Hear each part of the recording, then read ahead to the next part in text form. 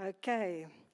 So this morning, as I was preparing, I thought Yudvir did such a good job last week, but I really felt I was pondering on it the whole week. And I almost wanted to call my sermon, Remember Who You Are 2.0, because that scripture, like Pastor Leon said this morning, became so real to me this week, and I want to share some of it with you. But as I was reflecting, I actually started reflecting about the first 3 months of this year. Can you believe it? That we are at the end of the 3rd month of this year already. And it feels like just yesterday that we started this year. So the word for our church, as I'm sure you all know, is crossover for this year. And Pastor Leon has spoken about it. Pastor Jan also taught us about the kingdom and bringing the kingdom down to earth. Just before I go on, I'm seeing Claire there in the mother's room with Tahan. Claire, welcome with your little baby boy. And congratulations again to you and Yudvir. So this morning, on this Palm Sunday, I want us all to reflect on what happened 2,000 years ago as Jesus entered into Jerusalem. But not only that, I want us to reflect on the past 3 months as well. What has been said from the pulpit? And have we listened and adhered to it? Have our lives changed in these past 3 months? So this is the year of crossing over. We strongly believe it, of breaking through, of bringing God's kingdom down to the earth, and of ourselves being trained and equipped. We were told to leave the old behind, to go from Egypt to the promised land, to have courage and strength like Joshua. It is a time for us in this year to cross over from fear to faith, from the familiar to the new. Sometimes our wilderness is such a difficult place, but it is a familiar place. And so we stay there because we know it. We know the circumstances. We are familiar with it. And we stay there. Instead of taking that step of faith, sometimes a huge step of faith, to start to cross over. And stepping into the waters to cross over takes more courage than what we think we have.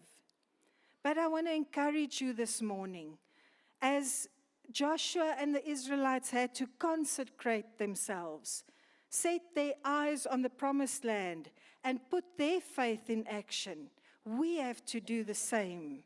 We have to consecrate ourselves, set our eyes on our promised land, and put our faith in action. So as I was reflecting on these past 3 months, on what was said from this platform, I realized that we are individually and as a family being equipped to move to the next level. I agree with Pastor Leon when he says that God wants to do something with this church. Pastor Jan, Pastor Anna have said it so many times. God wants to do something with this church, with us as a family. But we have to be prepared. We have to become equipped for it. If we are to cross over into the promised land, we have to know that there are blessings beyond what we can imagine. But there are also giants to kill and nations to fight. For each of us individually, crossing over might mean something different and at different times. But as we cross over, we'll be stepping into God's blueprint for our lives, embracing change, experiencing new levels of blessing, causing us to impact those around us and to see God's kingdom being built on the earth. as we cross over, we step into a life of increased responsibility, but also increased faith and increased blessings. When we cross over, there will be increase in faith, increase in blessings, increase in intimacy with the Holy Spirit, but also increase in responsibility, our responsibility towards each other and towards God. So Jesus said to his disciples in John 15, verse 16, "You did not choose me, but I chose you and appointed you that you should go and bear fruit, and that your fruit should remain. Why? That whatever you ask the Father in my name, he may give you." So we did not choose God. You might think when you accepted Jesus as your Savior, it was your choice to go to him, but it wasn't, because it was him all along who was drawing us to himself, calling us in that small, still voice on the inside. And for some of us, that voice was so deep on the inside that it took us a long time to begin to feel that pull towards him and to heed that call. But I want you to know this morning that he chose each one of us. He appointed each one of us that we should go and bear fruit. It is in that appointment, in that place where he wants us, that we bear the good fruit. And then God says, "Ask anything in my name, and the Father will give it to you." So God made sure that there are seeds planted in you and me to become big trees. God has created you and me with the capacity to grow big and bear fruit. You've heard Pastor Leon say that word often. We have a capacity inside of us to grow bigger and to bear more fruit. But we don't become a big tree overnight. It's a process. We don't bear fruit overnight. It's a process. And every day requires growing that capacity. So growing up is a process of being stretched and transformed. And that's why it has to start here on the inside of us before we can see it outwardly. Just like a small tree, when we see some leaves, new leaves on the outside, we don't see what's going on underground, how deep those roots are growing to be able to withstand the storms. So your inward maturity brings about your outward transformation. God's plan for his children is not to just get us through this life, but to take charge, to excel, to cross over with a mindset of victory, taking our territories, seeing promises, and receiving blessings that God has ordained for you and me. Sometimes we just live just to get through this life, but there's more to it than that. But again, it has to start here, in your spirit, in your mind, and in your heart. Jude said in Jude 1 verse 20, in the first part, "But you, beloved, building yourselves up on your most holy faith, praying in the Holy Spirit." To build yourself up in your faith means intentionally building your spiritual life and strengthening your trust in his love. And then we can agree with Psalms 36, verse 7 to 9, that says, "How precious is your loving kindness, O God. Therefore the children of men, us, We put our trust under the shadow of your wings. They are abundantly satisfied with the fullness of your house, and you give them drink from the river of your pleasures. And verse 9, for with you is the fountain of life. In your light we see light. And as Sipe said when he preached, we begin to intentionally change our prayer life from, Lord, help me with this. Lord, I cannot do this. Lord, I need you, to saying, thank you, Father, for that which you are doing for me. Thank you that I can be victorious in what I'm doing. It's from being a needy beggar to praying from a position of trust and victory and authority. There is nothing wrong with praying, Lord, I need you. Please understand me today. But it's the posture that we pray from that must change. Are we a begging slave, or are we an heir with Christ, with authority? So the key is to spend time with the Lord, to become a disciple of the Lord and of this house. We learn to draw from the fountain of life here in Fountain of Life Church. We take what we learn here and we go and we do. We go and we become as the Lord wills. We begin to practice outside what we learn here inside. We learn to follow God, to follow the leaders He has placed over us, and to follow with intentional and deliberate actions. In Ephesians 5, it says, we learn to be imitators of God as dear children. To be imitators of God as dear children means to actively model God's character, His actions, and His love, acting as His beloved, secure children, rather than slaves trying to earn favor.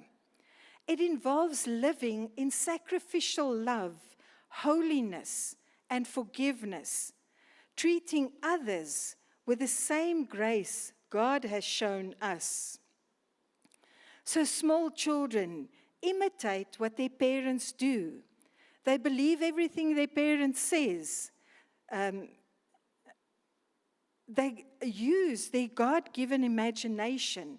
Nothing limits them. They have no limits because they just trust and believe that they can do everything that their father can do. So on Friday, some of you might not know, but we have a school year as well. And Pastor Leon did the chapel for the end of the term, and he wanted to show the kids about faith. So one of the things that he did was to call a little girl from grade R, just a little thing. And he got her to stand on a chair here on the platform, and he was standing down at the bottom. And he said to her, jump and I'll catch you. And without any hesitation, she just jumped. No fear, no distrust. She just jumped, complete and utter faith that he will catch her, that he will do what he said he would do. But for us as adults, as we grow up, we get a different mindset. We don't believe so easily anymore. We lose that sense of blind trust, I think. And I understand. Sometimes life throws a curveball at us. We are beaten down sometimes. We get up and we are beaten down again. We are disappointed in people we do trust. But we need to get back to trusting the Lord with childlike faith. And I want you to know this morning that when something happens that seems like God is not doing what He said He would do, like He has disappointed us, we must still trust that He knows better. We must know and understand that it isn't in his nature to do something that will harm us, to do something out of malice or because he doesn't love us. He is a God of love. And if he gave his son to die on the cross for us, do you think he would do something to you out of malice or because he doesn't love you? No. It is not in him to want to see us fail, because he is a God of love, and he wants to see us grow, thrive, be blessed, because he loves us so much. So 1 Peter 2 verse 9 tells us exactly what God thinks of us. Pastor Leon mentioned it this morning. Yudvir preached about it last week. And I love this scripture. And I loved how Yudvir used it last week, together with the Lion King story, to tell us, don't forget who we are. Remember who you are. So in 1 Peter 2 verse 9, it says, but you are a chosen generation, a royal priesthood, a holy nation, his own special people, that you may proclaim the praises of him who called you out of darkness into his marvelous light. And just before that verse, if you read the chapter, in verse 7 and 8, Peter talks about the disobedient people, to whom Jesus is a rock of offense and a stumbling block. But then he says, but you,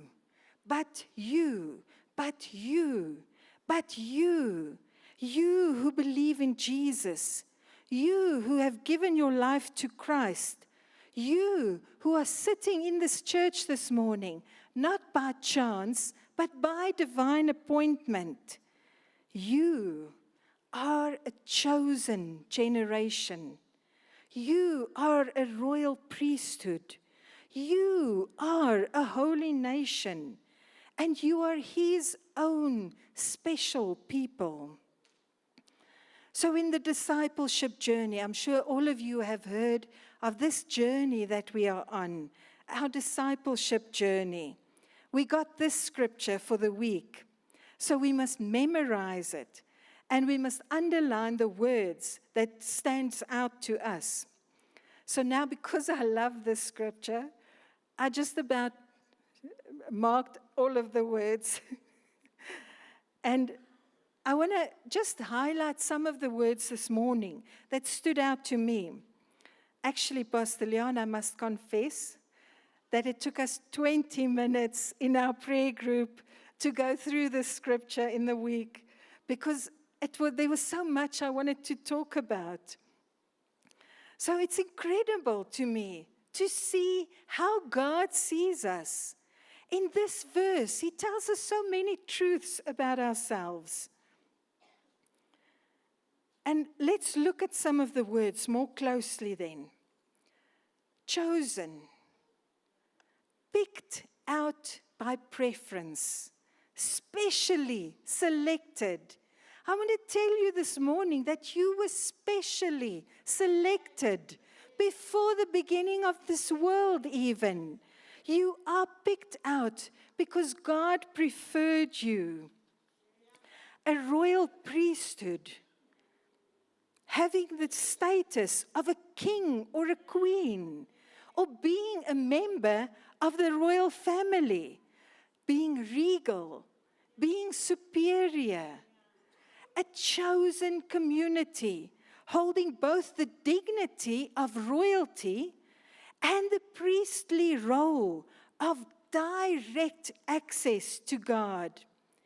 It signifies a calling to minister in daily life, to intercede for others, and to proclaim God's light, to represent him here on earth, rather than needing a human intermediary.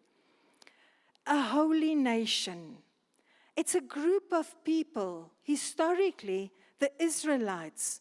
But for us as believers as well, we are chosen by God to be set apart, to be consecrated and distinctive from the world, to represent His righteousness. I like that word, distinctive. We are different from the rest of the world. We are set apart. And that's what special means. Different from what is usual. Set apart. Designed for a particular purpose. It wasn't willy-nilly that you were put on this earth. And we are at the same time both royalty, meaning heirs with Christ, and priests, mediators with direct access to God. This designation signifies a chosen, holy community tasked with proclaiming God's praises, functioning directly under Christ rather than through human intermediaries or priests. So when we dig a little bit deeper even into that, there's some key aspects about the royal priesthood. And it is, firstly, that we have direct access to God. Unlike the Old Testament, where only Levites served as priests, all Christians, all of us, now have direct access to God, serving as priests who intercede for us, ourselves, and for others. In the Old Testament, you had to be born a Levite to be able to minister to the Lord. If you were not a Levite, you had no direct access to God. You had to go through a priest. But now, we not only have direct access to God, we have the privilege of showing God to others through our lives and our words. And I love that Janie said this morning, arise, shine, for your light has come. It fits so well in with this scripture that we must know who we are. So a royal priesthood is having the status, okay, I said that. We, as children of God and as followers of Jesus the King, believers share in His reign. We are heirs to the kingdom of God. And it's so fantastic. It just blows my mind sometimes that God sees us as so much more than we see ourselves. So then it's also the priestly service. So it's a twofold thing. We are royal, we are heirs with Christ, but we are also priests. We function as mediators, offering spiritual sacrifices to God and representing God to the world. We don't sacrifice dead animals and their blood anymore. Our worship and our praise become our sacrifice unto God. So as a holy nation, we are set apart. We are a special possession. Believers are called to live distinctly and separate from worldly practices. Ultimately, this term signifies that all Christians, regardless of their daily occupation, are ordained to live in a way that reflects God's holiness and brings Him glory. It is like C.P. said when he preached, in ourselves and by ourselves, we cannot live the way that God wants us to live. We can try to be good, we can try to be holy, but it's the Spirit of God inside of us, working inside of us, that causes us not to want to do anything to grieve Him, to work, to live, to move, to have our being in Him, as the scripture says. so that we do not damage our relationship with God. We protect our relationship with God by not sinning. So why, when coming back to that scripture, why has God called us to be these special people, this chosen community?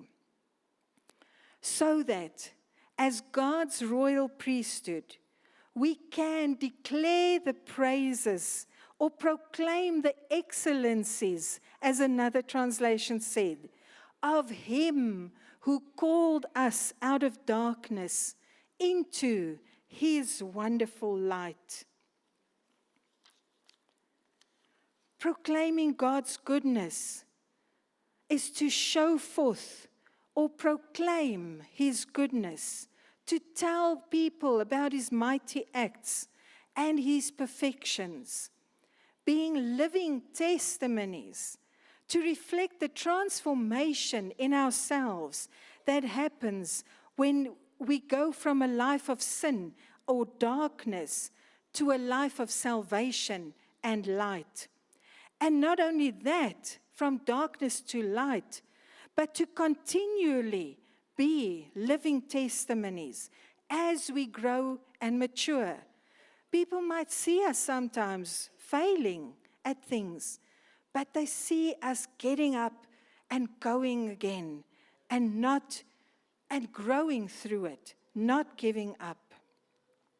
So we serve as priests. We represent God to people and people to God through worship and service, and worship and witness to glorify God through both our words and our actions. So God has chosen us. He has set us apart. He has consecrated us. He has made us royal priests so that we can show the world who He is. But when we fight with our marriage partner, shouting, swearing, throwing things, who does the world see through us? Who do our children see through us? If we go and drink with our buddies and participate in the under-the-belt jokes that are going around, who does the world see? If we lose our cool in the shop because the assistant can't help, I don't know about you, but I see people being very impatient nowadays. So they start screaming and shouting. Who does the world see? How do we glorify God with our bad behavior? We cannot. That's why Peter says in the next verse, verse 11 of chapter 2, Beloved, I beg you, as sojourners and pilgrims, abstain from fleshly lusts, which war against the soul, having your conduct honorable among the Gentiles, that when they speak about you as evildoers, they may, by your good works, which they observe, glorify God in the day of visitation. Big words, but what does it mean? I think plainly put, Peter is saying, please, brothers and sisters, I beg you, you are not of this, you are in this world, but you are not of this world.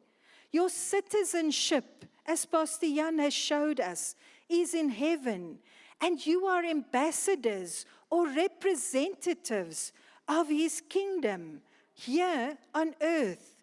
So Peter says, I beg you, do not let the fleshly lusts win the war against your soul. What are fleshly lusts? We immediately think sexual sins, but it's much more than that. These lusts include gluttony. It includes immorality. It includes greed. It includes covetousness and the desire for material possessions. I think especially in Gauteng, there's a great drive and desire towards material possessions. It is arrogance. It is self-promotion, the desire to be one's own God.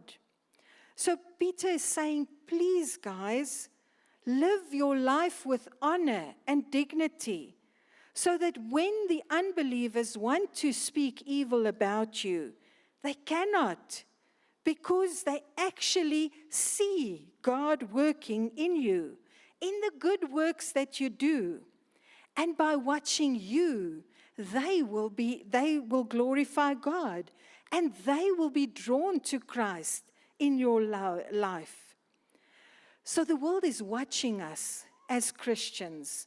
And unfortunately, too many times, we do not show them God. There is nothing in our lives that want to glorify God so that they can actually see it.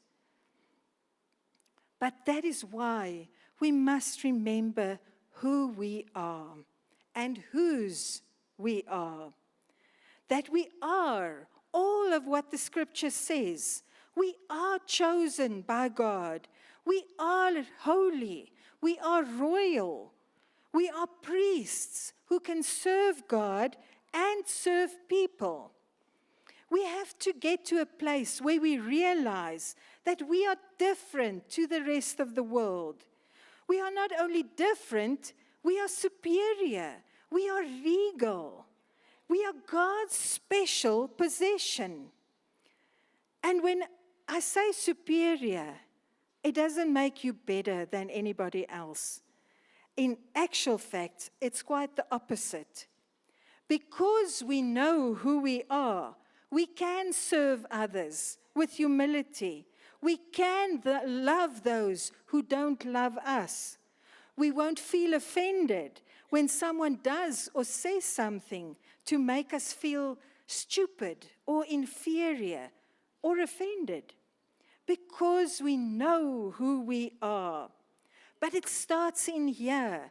It starts in our spirit. It starts in our hearts and our minds, that we must believe that what God says about us is true. So in closing, I want to declare some of the things that Yudvish said last week and some of the things that Pastor Leon said. Let's stand. Worship team, yeah, you can come up.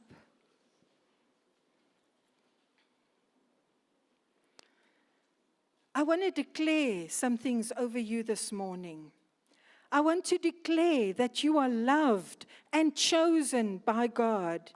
I want to declare that you are distinctive from this world. You are royalty. You are regal. You are superior. You are created for a special purpose. You are crossing into your new season. Every stronghold against your crossover is broken in Jesus' name. Fear and doubt will not hinder your progress in this new season. Every opposition standing in your way will crumble before you in the name of Jesus. We are together crossing over to new realms of glory and influence. So let us pray. Father, this morning we thank you, O God. We thank you, Jesus, for what you did. As we commemorate this Palm Sunday, we thank you, Lord, that you gave your life for us, that you died on the cross for us before we even knew you. Father, we ask this morning that you will prepare us spiritually, emotionally, and physically to cross over and take over. We pray, oh God, that you will strengthen our faith this morning to claim every promise that you have for us. Father, we ask that you break every barrier hindering us from stepping into our inheritance. We ask, oh God, that you help us walk in obedience and boldness as we step into our new season. We refuse to settle for less when you have when you have promised more. Father, we ask that you grant us total victory over every opposition in Jesus' name. But we also ask that you give us victory over those things in our lives that we are still battling with, Lord. We ask, oh God, as we cross over, that it will be marked by divine favor and testimony of what you have done. We thank you, God, for loving us, for choosing us before the beginning of this world, for appointing us for a time such as this, oh God. We thank you for creating us with a special purpose, Lord, for making us royalty, for being distinctive from this world, oh God. And as we reflect this week before Passover on what you did for us, Jesus, we pray that our lives will reflect you in all your glory, O God, that people will see our good works and be drawn to you, Lord. We praise you and we honor you this morning, Father, for you are the King of kings and the Lord of lords. There is no one above you, Lord. There is no one beside you, O God. And we thank you for working in us. Holy Spirit, we thank you for working in us, for helping us, for consecrating us, for making us holy, Lord. We ask, Holy Spirit, even in this coming week, that those things which are not of you, that you will take it out of our lives, oh God. We submit and surrender again to you this morning. And we say, thank you, God. Thank you, God. Thank you, God, for choosing us. Thank you for appointing us, Lord. And we say we will do what you have called us to do. We will cross over at the right time, oh God, into everything that you have for us. We will take up our responsibility. We will take up and heed the call to arise and shine your light through our lives, in our sphere of influence, oh God. And we just glorify you for that, Lord. You are a good, good Father to us. You are a good God. And we glorify you this morning in Jesus' mighty name. Amen and amen.